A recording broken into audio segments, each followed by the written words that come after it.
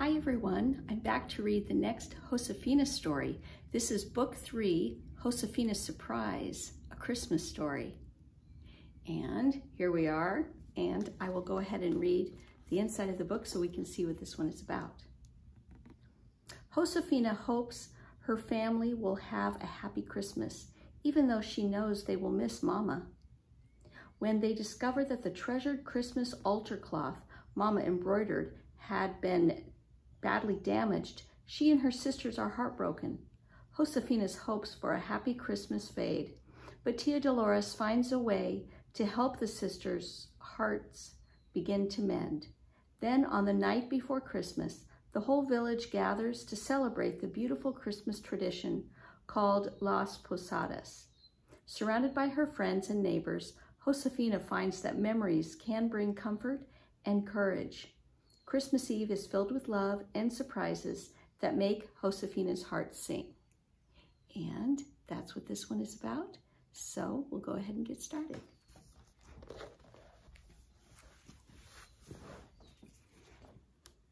And just to remember who our characters are in this one, we have Papa, Josefina's father, who guides his family and his rancho with quiet strength.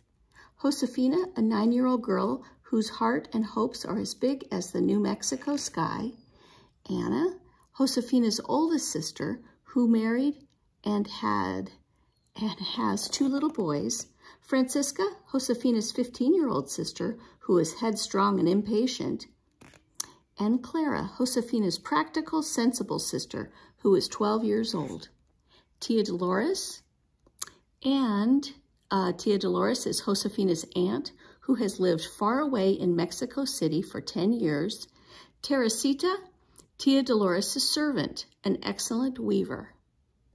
Those are our characters, and we will get started with chapter 1 called Christmas is Coming. The wind was playing with Josefina. First, it made her skirts billow out behind her, and the ends of her rebozo fly up like wings. Then it swirled around and pushed against her back, hurrying her along like a helpful but impatient hand. Josefina smiled. She could see that the wind was playing with her sisters and Tia Dolores too.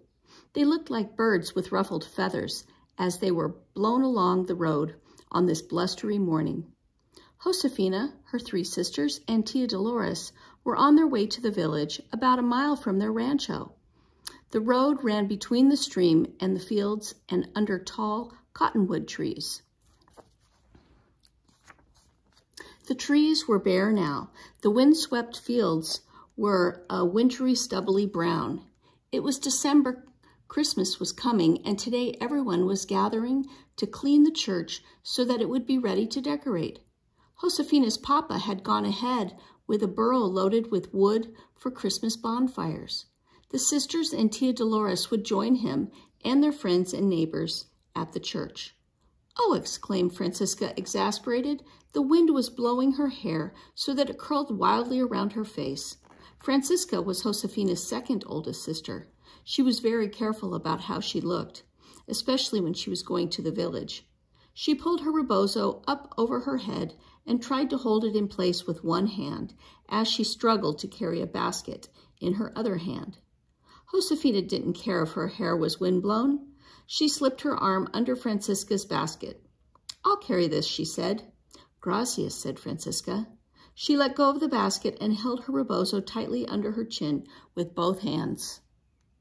Josefina glanced at the bright red chilies in the basket. "Why are you bringing these?" she asked Francisca. "They're for Senora Sanchez," said Francisca. "Don't you remember, Josefina?" asked Anna, the older sister. "Mama always gave Senora Sanchez some of our chilies at this time of year. Senora Sanchez claimed she could make her traditional stew. Oh, she couldn't make her traditional stew without them." "Oh, that's right," said Josefina. "I remember." Tia Dolores smiled at Josefina. "I'm eager to taste Senora Sanchez's famous stew," she said. "I'm glad Christmas is coming soon." Josefina could only imagine a very small smile in return. She saw that Clara, her next oldest sister, was frowning. Anna and Francisca didn't look very enthusiastic either. Tia Dolores looked at the sisters' faces. "What's the matter?" she asked. Anna answered. "When Mama was alive, Christmas was always happy," she said. "But last Christmas came soon after Mama's death. All we could think of was how much we missed her."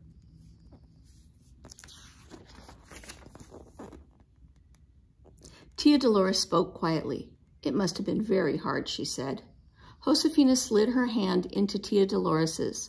She knew that last Christmas must have been very hard for her too. Tia Dolores had been far away in Mexico City when Mama died. How sad and lonely she must have been. Tia Dolores's was Mama's sister, and she missed Mama as much as Josefina, Clara, Francisca, and Anna did. A few months ago, Tia Dolores had come to stay on the rancho to help Josefina's family, and for that, Josefina was grateful every single day. "Last year, Christmas was very quiet," said Francisca. "There were no parties or dances out of respect for Mama.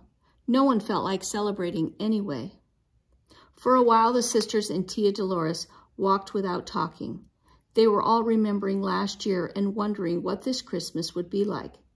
Josefina listened to the stream as it splashed over rocks and around curves. The stream flowed steadily and cheerfully. Josefina wished she could be as carefree about the holiday that lay ahead. She asked Tia Dolores about one thing that was worrying her. "Would it be wrong to be happy this Christmas?" she said. "Would it be disrespectful to Mama?" "No, I don't think so," said Tia Dolores. "The year of mourning has passed. Christmas is a blessed time. I'm sure God means for us to be happy and to celebrate the birth of his son, Jesus." She looked down at Josefina. "And I'm sure your Mama would want you to be happy. She'd want you to pray and sing and celebrate with your friends and neighbors." "See," Anna agreed. "Mama would want us to follow all the Christmas traditions." "I think so too," said Francisca. "Well," Clara said flatly, "we may follow the traditions, but they won't be the same without Mama." Somewhere inside Josefina, a knot tightened. Clara is right, she thought. Mama loved Christmas traditions. Josefina said to Tia Dolores, she even started a new one for our family. Every Christmas, she'd make a doll dress for... "Oh, Josefina," exclaimed Anna, interrupting. "You're talking about Nina, aren't you? Nina should have been given to you last Christmas." "But she never was," said Josefina. Tia Dolores looked puzzled. "Who's Nina?" she asked. Anna explained. "When I was 8, Mama made a doll for me. She named the doll Nina. And every Christmas, Mama made a new dress for Nina. Then the year Francisca was 8, I gave Nina to her." "See," said Francisca. "And the Christmas when Clara was 8, I gave Nina to her."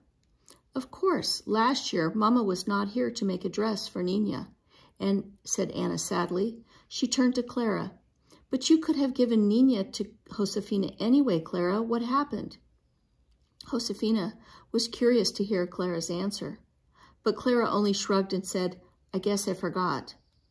"Never mind, Clara," said Tia Dolores. "You can give the doll to Josefina this Christmas.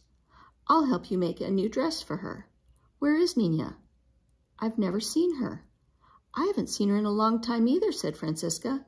"Neither have I," said Josefina, looking at Clara. "Oh, she's around somewhere," said Clara. Her voice sounded unworried, but just for a second, a troubled look clouded her eyes. The look came and went so quickly, Josefina thought she must have imagined it. Josefina, who was messy, liked to tease Clara, who was neat. "Heavens," she said, "do you mean to say that you've lost Nina?" "She's not lost," said Clara crossly, kicking a pebble with her shoe. "I told you she's around somewhere. I'll look for her when I have time."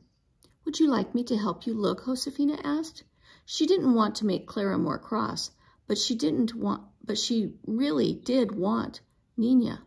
Christmas is coming soon, and... "I know," said Clara sharply. "I don't need any help. I'll find her."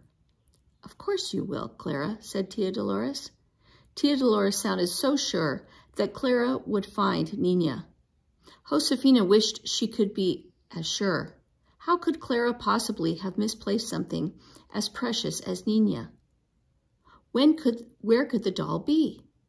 At that moment, Josefina made up her mind. She was going to look for Nina herself, no matter what Clara said. After all, Nina was supposed to be hers.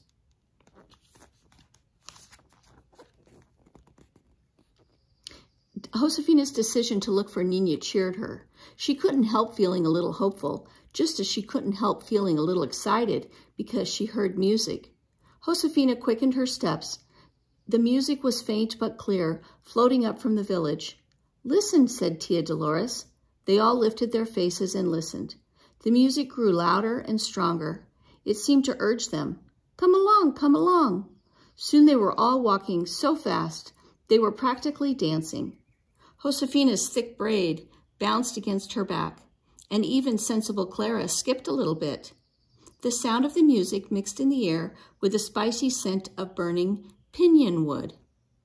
As they came to the village, they saw smoke rising up from the chimneys into the cloudless blue sky. It was a small village. Josefina knew everyone in all 12 of the families who lived there. She knew their houses too, which were built close together and seemed to lean toward each other like old friends. The houses were made of earth-colored adobe. They were surrounded by hard-packed dirt, fenced pens for the animals, and vegetable gardens, now sleeping under bumpy winter blankets of brown dirt. Most of the houses faced the clean-swept plaza at the center of the village. The biggest and most important building in the village was the church. It was 1 story tall except for the front, where the bell was hung high above the doors. Today, the doors of the church were wide open. People scurried in and out, carrying brooms and brushes, tools, and scrubbing rags. They hauled big, sloshing tubs of water up from the stream. "Buenos dias. It's good to see you. How are you today?" everyone called out when they saw Tia Dolores and the sisters. "Buenos dias. We're very well, thank you," they called back over the sound of the music and the noise of the dogs barking and hammers pounding. Josefina would hear swoops of laughter from the little children as they chased one another. Clara, Francisca, and Anna went inside the church to start working, but Tia Dolores and Josefina lingered outside next to the musicians.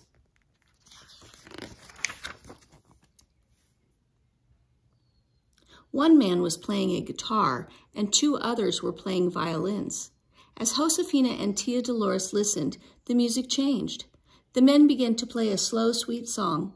All the noise and conversation seemed to fade away for Josefina. All she could hear was the music. "I haven't heard this lullaby since I was a child," said Tia Dolores. She hummed along with the music for a moment, and then she asked Josefina, "Please, will you sing it for me?" Josefina nodded. Very softly she began to sing. "Sleep, my beautiful baby, sleep, my grain of gold. The night is very cold, the night is..." And Josefina's throat tightened, and she couldn't finish the song. She turned her head away and looked down at the basket of chilies she was carrying, so that Tia Dolores wouldn't see that her eyes had filled with tears. But Tia Dolores had seen them already. She put her hand under Josefina's chin and gently turned Josefina's face towards her.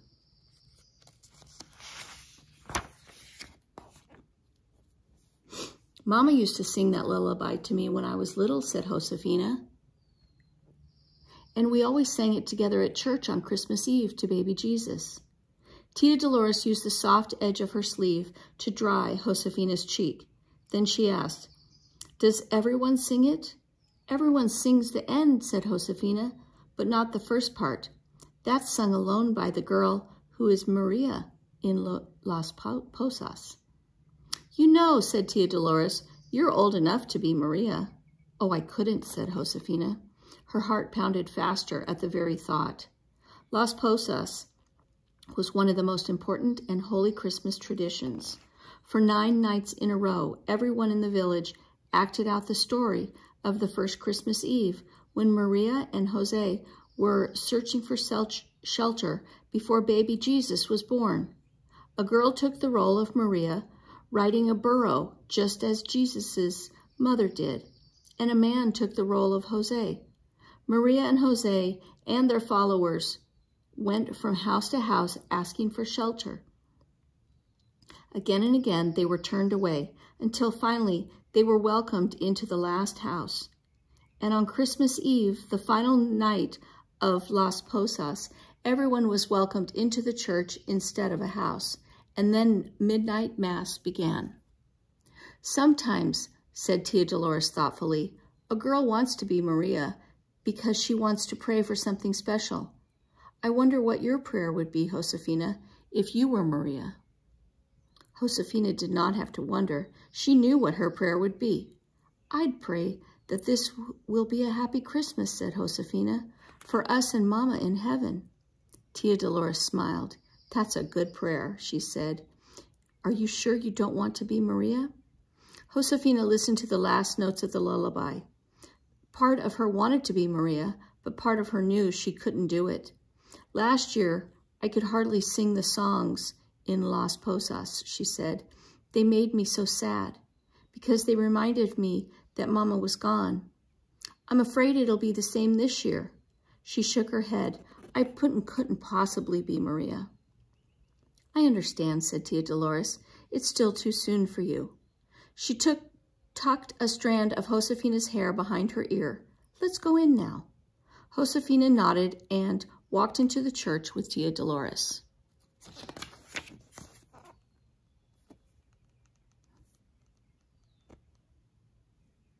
The church was usually a quiet, solemn place, and dim because the windows were very small and set in the thick walls. But today it was busy and noisy. Light poured in from the open doors and peeked through the gaps in the roof where it had been damaged in a storm that fall.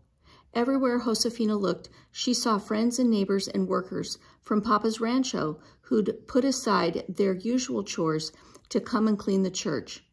Senora Sanchez, Senora Lopez, and several other women chattered together as they swept. Josefina saw Papa's sister, Tia Magdalena, with a group of women who were polishing candlesticks. Anna, Francisca, and Clara were in a group of girls who were dusting.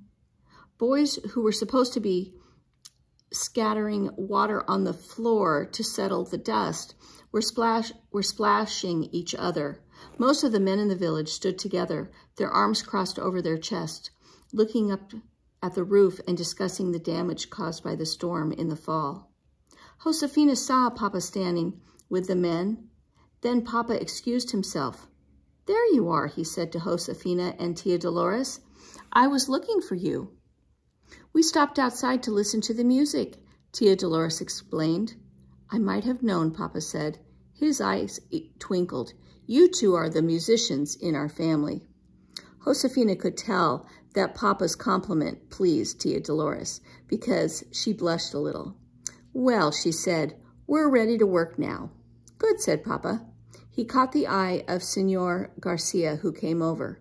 Senor Garcia was the mayordomo. It was his job to assign tasks because he and his wife took care of the church. Senor Garcia was an old man, thin and stooped with very white hair. He had a husky voice and stately manners. Everyone respected him for his knowledge and liked him for his kindness. God bless you, Senor Garcia said to Tia Dolores and Josefina. I'm glad to see you. We need good, willing hands like yours to help. I'm afraid the storm has made our work harder than usual. The roof caused terrible damage when it fell in. We have a lot to do before the priest comes on Christmas Eve. Will you two help with the sweeping? We'd be glad to, said Tia Dolores. Gracias, said Senor Garcia. Then he turned to Papa. May I ask your family to wash and iron the altar cloth?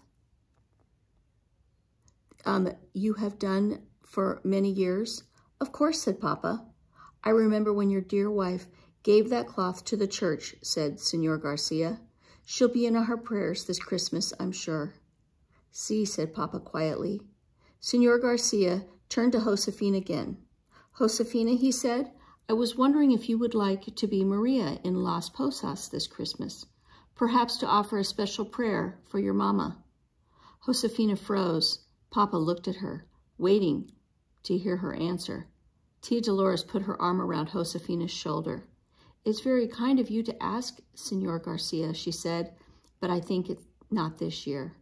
"Ah, I see, said Senor Garcia gently. "Perhaps next year." Well, Margarita Sanchez can be Maria this year." Josefina didn't say anything. Just for a moment, she leaned into Tia Dolores' arm, grateful for her understanding. Then she went to find Senora Sanchez to give her the basket of chilies. The morning flew by so fast that Josefina was surprised when Senor Garcia called everyone together for the closing prayer. "May God accept our work here today as a prayer of thanks for his merciful love," he said. "Amen," said everyone together. Josefina said her goodbyes and walked out into the sunshine with her family. She had enjoyed sweeping and listening to the sing-song of the women's voices as they gossiped and chattered around her. It had been nice to be part of the friendly group, all scrubbing and sweeping and dusting together. Because of their work, the church shone, but now Josefina headed home with eager steps. She was determined to begin looking for Nina that very afternoon. Okay, and that is the end of chapter 1. Next time we will read chapter 2 of Josefina's Surprise, Book 3, A Christmas Story.